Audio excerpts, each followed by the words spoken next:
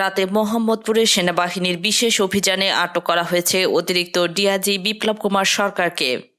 মোহাম্মদপুরের জেনেভা ক্যাম্পে সেনাবাহিনীর অভিযানে ডিএমপি যুগ্ম কমিশনার বিপ্লব কুমারকে গ্রেফতার করা হয়েছে। স্থানীয়দের সংবাদের ভিত্তিতে মোহাম্মদপুর চানমিয়া হাউজিংয়ে সাবেক ডিসি বিপ্লব কুমারের বাড়িতে অভিযানে যায় সেনাবাহিনী ও পুলিশের যৌথ দল। খবর ছিল বাড়িটিতে বিপ্লব অবস্থান করছেন। এবং সর্বশেষ জানাবো, স্পেন থেকে সাবেক আইজিপি বেনজির আহমেদের রাষ্ট্রবিরোধী ষড়যন্ত্র, থাকছে বিশেষ প্রতিবেদন। এতক্ষণ শুনছিলেন সংবাদ শিরোনাম, এখন থাকছে বিস্তারিত। আওয়ামী লাঠিয়াল বিপ্লব কুমার সরকারের মুখোশ উন্মোচন। আওয়ামী লীগ সরকারের পুরোটা সময় জুড়ে অপকর্মের মধ্য দিয়ে সমালোচিত হন ঢাকা মেট্রোপলিটন পুলিশ ডিএমপি যুগ্ম কমিশনার বিপ্লব কুমার সরকার। সরকার পতনের পর তিনি নিরাপদ স্থানে পালিয়ে গেছেন বলে গুঞ্জন ছড়ায়। আবার কেউ কেউ বলছে ক্যান্টনমেন্ট সেনা পাহাড়ে আছেন তিনি। বিএনপি তৎকালীন সংসদ সদস্য জয়নুল আবেদিন ফারুককে লাথি মেরে ব্যাপক সমালোচনার মুখে পড়েন তিনি। এরপর থেকে পুলিশের বিভিন্ন দায়িত্ব পেয়ে থাকেন সে সময়ের মোহাম্মদপুর জোনের এসি বিপ্লব কুমার। তিনি পুলিশের বড় পদ পর একের পর এক অপকর্মের মধ্য দিয়ে জনগণের বিলাসভাজন হন। কে এই বিপ্লব কুমার সরকার জানতে হলে আমাদের একটু পেছনে ফিরে যেতে হবে।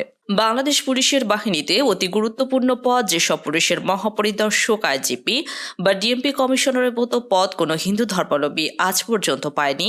তবে বিপ্লব কুমার সরকার হচ্ছে হিন্দু ধর্মাবলম্বী ভারতীয় আশীর্বাদ পুষ্ট সেই কুখ্যাত এক পুলিশ কর্মকর্তা, যিনি পুলিশের সর্বোচ্চ এইসব পদে আসীন হওয়ার জন্য যত জঘন্য কর্মই করা লাগুক না কেন তা করতে তিনি প্রস্তুত। ছাত্রলীগের একজন কর্মী থেকে ভারতীয় গোয়েন্দা সংস্থা ছত্রছায়ায় এই বিপ্লব হয়ে উঠেছিলেন বাংলাদেশের পুলিশের সবচেয়ে প্রভাবশালী কর্মকর্তা। এমনকি খোদ আইজিপি তাকে জমা খরচ দিয়ে কথা বলতেন, কারণ বিপ্লবে ছিল ভারতীয় গোয়েন্দা সংস্থা রয়ের প্রোটেকশন। বিপ্লব রয়ের আস্থাভাজন, কারণ বিপ্লব প্রচণ্ড ইসলাম বিদ্বেষী একজন মানুষ। নারায়ে তাকবীর, আল্লাহ আকবার স্লোগান শুনলে তার শরীরে চুলকানি শুরু হয়।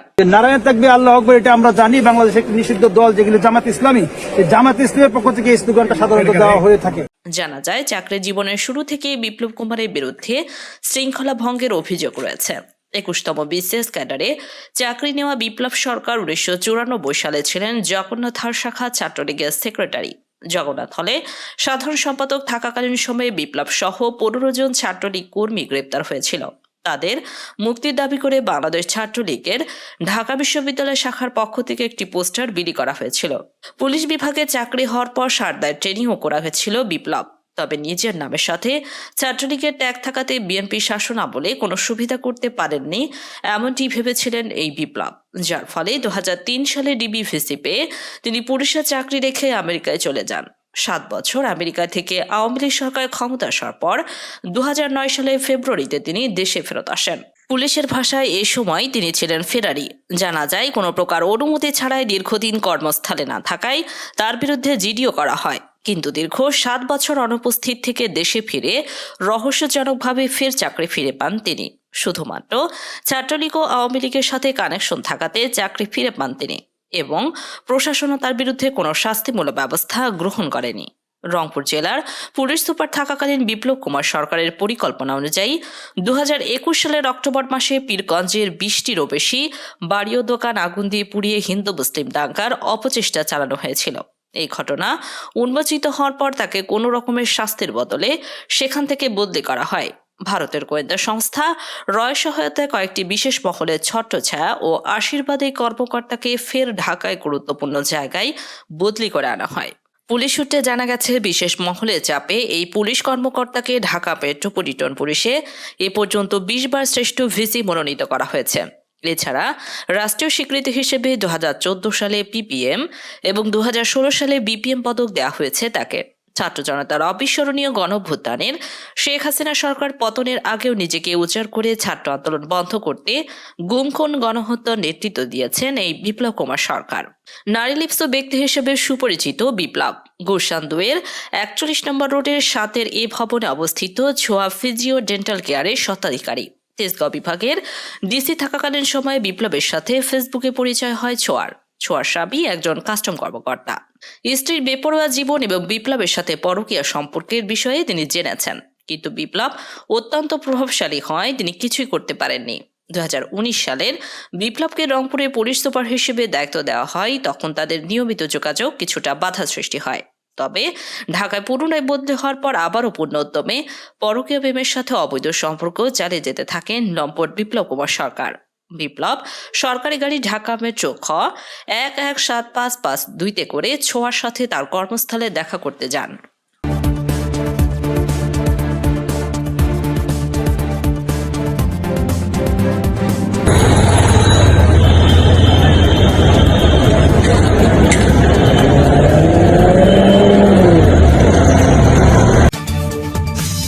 এক সময়ের প্রতাপশালী সাবেক পুলিশ মহাপরিদর্শক বেনজির আহমেদ বর্তমানে স্পেনের আরগনের বোর্জা এলাকায় একটি বাড়িতে সপরিবারে বসবাস করছেন।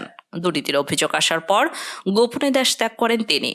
তবে এখন স্পেনে বসে রাষ্ট্রবিরোধী ষড়যন্ত্র করে যাচ্ছেন পতিত স্বৈরাচার শেখ হাসিনার আস্থাভাজন হিসেবে পরিচিত সাবেক এই পুলিশ কর্তা। অবশ্য 2022 সালের আইজিপির পদ থেকে অবসর গ্রহণের পর থেকে যুক্তরাষ্ট্রের নিষেধাজ্ঞা পাওয়া র্যাবের সাবেক ডিজি বেনজির লোকচক্ষুর আন্দোলনে চলে যান। তবে 2024 সালের শুরুর দিকে হঠাৎ তার বিরুদ্ধে উঠে আসে অবৈধভাবে অর্জন করা বিশাল সম্পদ বাড়ানোর খবর। কার্যত এরপর থেকেই তিনি চুপসে যান। জানা গেছে, অবৈধভাবে অর্জিত সম্পদ গণমাধ্যমে ফলো করে প্রচারিত হওয়ার পর দুর্নীতি দমন কমিশন বেনজিরকে তলব করে। তবে তিনি দুদকের সামনে হাজির না হয়েই 2024 সালের 4 মে রাতে গোপনে দেশ ত্যাগ করেন। অভিযোগ রয়েছে, পুলিশের কয়েকজন কর্মকর্তা ও গোয়েন্দা সংস্থার সদস্যরা তাকে ইমিগ্রেশন পার করিয়ে দেন, যার ভিডিও সামাজিক যোগাযোগ মাধ্যমে ভাইরাল হয়। এরপর তিনি আর দেশে ফিরে আসেননি। দেশ ত্যাগ করার পর 2 মাস দুবাই অবস্থান করে তিনি স্পেন চলে যান। ওই দেশে নাগরিকত্বের জন্য তিনি আবেদন করেছেন। দুর্নীতির অভিযোগ মাথায় নিয়ে বিদেশে চলে যাওয়ার পর মাস 6 নীরব থাকলেও গত বছরের 5 আগস্ট স্বৈরশাসক শেখ হাসিনার পতনের পর তিনি আচমকা সরব হয়ে ওঠেন। বিদেশে চলে যাওয়ার পর তার ভেরিফাইড ফেসবুক অ্যাকাউন্টটি লক করা ছিল। চাকরি থেকে অবসরে যাওয়ার পর ফেসবুকে তিনি নিয়মিত হলেও দুর্নীতির অভিযোগ আসার পর আর কোনো পোস্ট দেননি। কিন্তু শেখ হাসিনা ভারতে পালিয়ে যাওয়ার পর তিনি নতুন করে সরব হন। স্পেনে বসে রাষ্ট্রের বিরুদ্ধে বিভিন্ন প্রতিষ্ঠান ও সংস্থাকে তিনি উস্কানি দিচ্ছেন। আওয়ামী লীগের বিভিন্ন অঙ্গ সহযোগী সংগঠনের সঙ্গে ভার্চুয়ালি যুক্ত হয়ে তিনি উস্কানিমূলক কর্মকাণ্ড চালাচ্ছেন। তার অনুসারী পুলিশ ও গোয়েন্দা সংস্থার সদস্যরাও সঙ্গে যোগাযোগ করে সরকারকে অসহযোগিতা করার পরামর্শ দিচ্ছেন। গত ফেব্রুয়ারি মাসে তার 2টি অডিও ভাইরাল হয়। 8 ফেব্রুয়ারি তার এই কর্মকাণ্ডের প্রতিবাদ জানিয়েছে পুলিশ সার্ভিস অ্যাসোসিয়েশন। 6 ফেব্রুয়ারিতে ভাইরাল হওয়া এক অডিওতে বেনজিরকে বলতে শোনা গেছে, আওয়ামী লীগ যখন সংগঠিত হবে তখন পুলিশের উপস্থিতি আপনাদের সামনে থাকবে, এতে কোনো সন্দেহ নেই। ওই অডিওতে বেনজির বলেন, বিএনপি এরশাদের আমলে অনেক এমপি পুলিশের মধ্যে তাদের লোক ঢুকিয়েছিলেন। এসব লোক এখন রয়েছে যারা নিজেদের পার্টির সঙ্গে যুক্ত এবং রাজনৈতিক কাজের সঙ্গে যুক্ত। তাই অডিও প্রকাশের পর পুলিশের মধ্যে তীব্র প্রতিক্রিয়া লক্ষ্য করা গেছে। পুলিশ সার্ভিস অ্যাসোসিয়েশন তার প্রেস বিজ্ঞপ্তিতে বেনজিরকে ফ্যাসিস্ট সরকারের পলাতক ও দুর্নীতিগ্রস্ত পুলিশ কর্মকর্তা বলে অভিহিত করে। এই বক্তব্যের তীব্র নিন্দা প্রতিবাদ জানিয়েছে। কলকাতার পলাতক আওয়ামী লীগ নেতাদের যে জুম মিটিং অনুষ্ঠিত হয়েছে, সেই জুম মিটিংও বেনজির উপস্থিত ছিলেন। সেখানে তিনি 13 মিনিট বক্তব্য দেন। এছাড়া কলকাতার পলাতক সাবেক ডিএমপি কমিশনার ও জুলাই হত্যাকাণ্ডের অন্যতম মাস্টারমাইন্ড হাবিবুর রহমানের সঙ্গে তিনি জুম মিটিং করেছেন। হাবিবুর রহমান কলকাতায় পালিয়ে গেলেও পুলিশের মধ্যে অস্থিতিশীল পরিবেশ সৃষ্টি করতে সক্রিয় রয়েছেন। বেনজির র্যাবের ডিজি থাকাকালীন র্যাবের কথিত মাদক বিরোধী অভিযানে ক্রসফায়ারে নিহতদের ঘটনায় দেশে ও বিদেশে সমালোচনা সৃষ্টি হয়। কক্সবাজারের আলোচিত একরামুলের ক্রসফায়ারের ঘটনাও ঘটেছিল বেনজিরের র্যাবের ডিজি থাকার সময়। এছাড়া ডিএমপি কমিশনার থাকাকালীন বিরোধী মত দমন পীড়নের মুখ্য ভূমিকা পালন করেছেন। 2013 সালের 28 জানুয়ারি ডিএমপি কমিশনার থাকাকালীন তার শিবির দেখা মাত্রই গুলি বক্তব্যের সমালোচনায় ঝড় ওঠে। 2013 সালের 5 মে শাপলা চত্বরে হেফাজত ইসলামের ক্র্যাকডাউনে তিনি মুখ্য ভূমিকা পালন করেছিলেন। তার নামে ট্রাইব্যুনালও অভিযোগ দায়ের হয়েছে।